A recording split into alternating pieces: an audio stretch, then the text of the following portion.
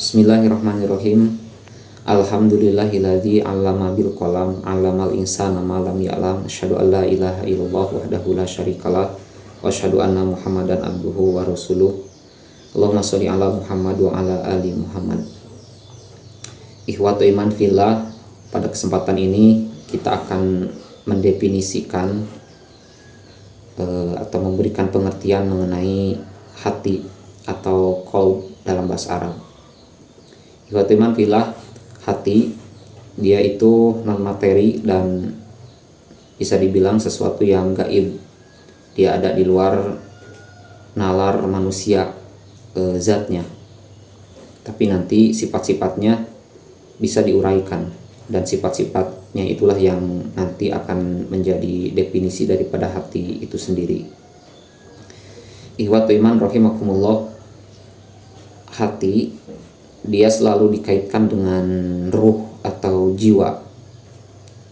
Maka dari itu zatnya tidak bisa didefinisikan, sebagaimana juga ruh dia tidak bisa didefinisikan zatnya, tidak bisa diketahui zatnya.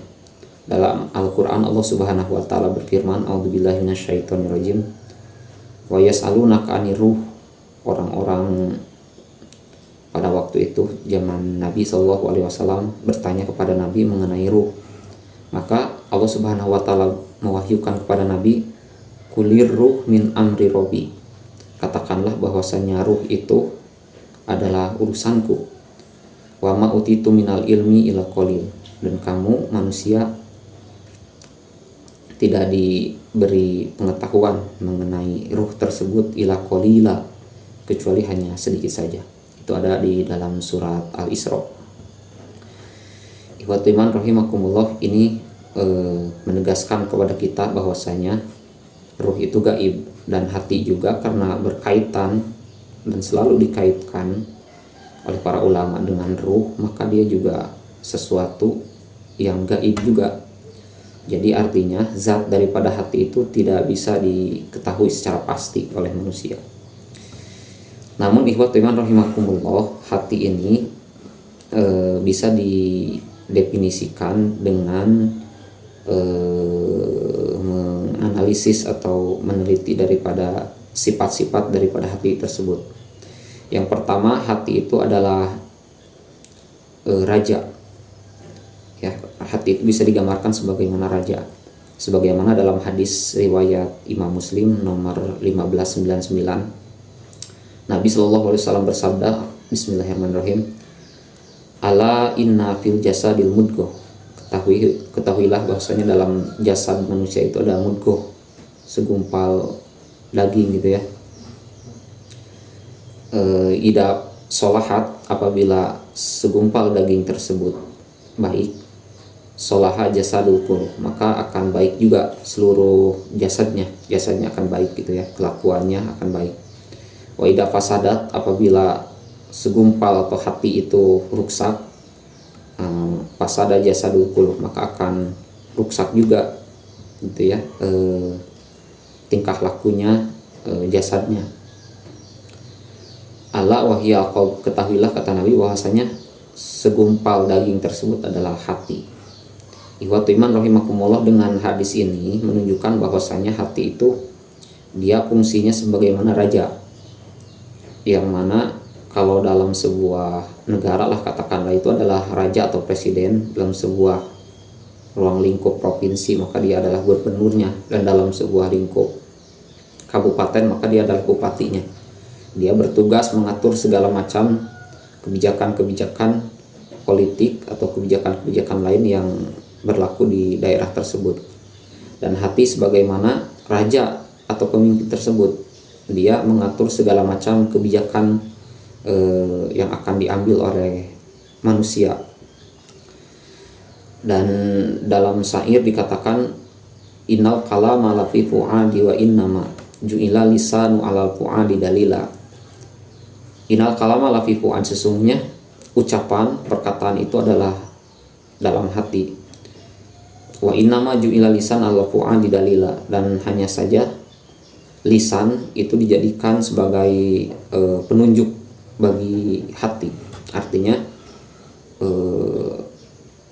untuk mengutarakan sesuatu itu kan itu sumbernya dari hati. Kemudian lisan kita hanya dijadikan sebagai perantara gitu ya untuk mengekspresikan isi daripada hati.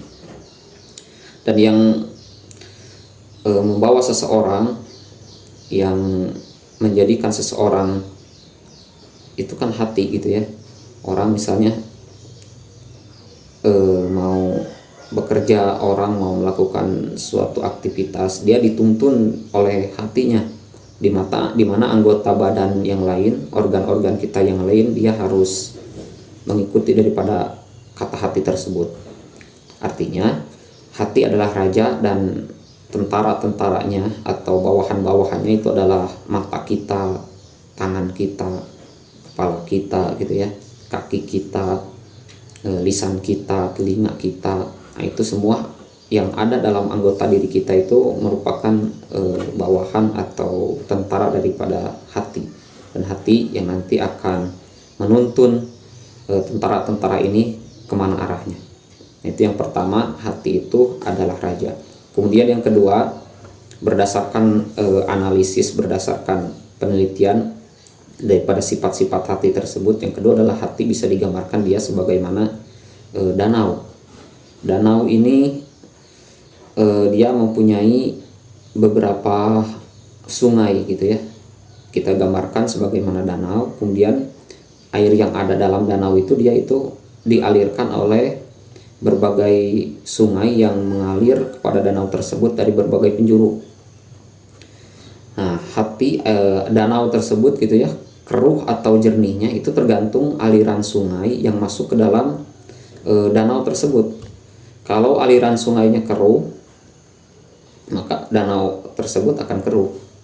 Aliran sungainya jernih, maka danau tersebut juga akan jernih. Maka ikhwatu iman rahimakumullah, demikian juga hati manusia. Hati manusia itu dia bisa mencerap berbagai macam realita atau hal-hal yang bisa diindra gitu ya, melalui indra kita, kemudian masuk ke dalam hati, maka dia menjadi taksir dalam hati tersebut atau menjadi bekas gitu ya, jadi bekasan, jadi sesuatu yang ditampung oleh hati, dan tampungan tersebut itu akan tergantung daripada apa yang kita cerap. Seseorang yang hanya mencerap hal-hal yang haram, maka isi hatinya itu akan keruh dengan dosa dan keruh dengan sesuatu yang diharamkan. Orang yang sering mencerap hal-hal yang baik, hal-hal yang jernih, baca Quran misalnya, mengkaji agama, mengkaji kitab-kitab agama gitu ya, mengkaji hadis, mendengarkan nasihat-nasihat, maka hatinya juga akan jernih. Jadi artinya ikhwatu iman rahimakumullah, hati ini dia seperti danau ya, dan danau tersebut mengalir kepadanya dari berbagai macam penjuru itu sungai-sungai, dan sungai-sungai tersebut ada yang keruh, ada yang kotor. Orang-orang yang bisa menutup air atau sungai kotornya untuk tidak bisa mengalir ke danau tersebut, maka dia akan jernih. Dan orang-orang yang tidak bisa menutup air kotor tersebut, itu dia akan kotor juga isi daripada danaunya. Artinya kotor juga isi daripada hatinya. Jadi hati kita ini tergantung dengan apa yang kita cerap dari luar gitu ya, masuk melalui panca indera dan ditampung di hati, itulah yang akan menjadi isi daripada hati tersebut.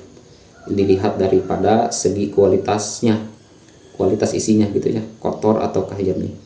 Ikhwatu iman rahimakumullah. Kemudian yang ketiga, hati juga bisa diibaratkan, digambarkan sebagaimana dia pengendara gitu ya. Kalau kita lihat mungkin di lapangan, kita sering mendengar orang-orang yang kecelakaan lalu lintas, yang diakibatkan daripada lalainya atau daripada kurangnya dia menguasai kendaraannya.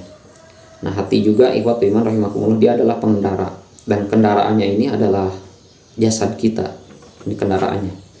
Dan kata Hasan Al-Basri, madabal jumu bi ahwaji ila lijami syadid min nafsika. Kata beliau, tidak ada kendaraan yang paling sukar untuk dikendalikan, ditunggangi gitu ya, sekalipun itu ilali jami syadid, sekalipun dikekang dengan tali yang amat kuat gitu ya, min nafsika, daripada nafsumu, daripada nafsu kita gitu ya. Jadi dalam diri kita, dalam diri manusia itu ada nafsu, dan itu amat sukar dikendalikan, dan hati itu adalah pengendaranya. Nafsu itu kendaraannya, karena hati itu sifatnya rohani, tapi kalau nafsu dia itu sifatnya jasmani, dan dia kaitannya erat dengan jasad manusia, dengan jasmani manusia. Dimana binatang, misalnya binatang, dia juga punya nafsu gitu ya. Jadi manusia ini kan dia punya ruhnya itu sifatnya itu malaikati, tapi di sisi lain manusia juga punya jasmani yang bermateri ini, yang sifatnya itu dia hayawani, seperti binatang gitu ya. Ada nafsu biologis, nafsu kemaluan namanya, atau nafsu perut gitu ya, dan nafsu-nafsu yang lain itu amat sukar sekali dikendalikan. Maka ya teman rahimakumullah, itu adalah yang bisa mengendalikannya ini adalah hati gitu ya. Hati manusia dia adalah pengendali atau pengendara daripada kendaraan yang amat sulit dikendarai ini. Ikhwatul iman rahimakumullah, maka pandai-pandailah kita berkendara gitu ya, taatilah rambu-rambunya. Sebagaimana kita melakukan perjalanan ke kota, itu ada rambu-rambu lalu lintas yang harus dipatuhi, dan dalam kehidupan kita sehari-hari itu juga ada rambu-rambu yang harus dipatuhi, yaitu rambu-rambu agama. Barang siapa yang tidak taat terhadap rambu-rambu agama, maka akan terjadi kecelakaan, terjadi chaos terhadap diri kita, dan itu menyebabkan kita akan nista atau sengsara gitu ya, baik di dunia maupun di akhirat. Itulah ikhwatul iman rahimakumullah mengenai definisi hati. Jadi hati itu secara zatnya dia tidak bisa didefinisikan, tidak bisa dijamah, karena dia non materi dan di luar kemampuan akal manusia. Kemudian tapi berdasarkan sifat-sifatnya dia itu bisa dipahami. Yang pertama, dia sebagai raja. Yang kedua, dia sebagai danau gitu ya. Yang ketiga, dia sebagai pengendara. Wallahu a'lam bishawab. Aku qouli hada wa astaghfirullah li wa lakum. Wassalamualaikum warahmatullahi wabarakatuh.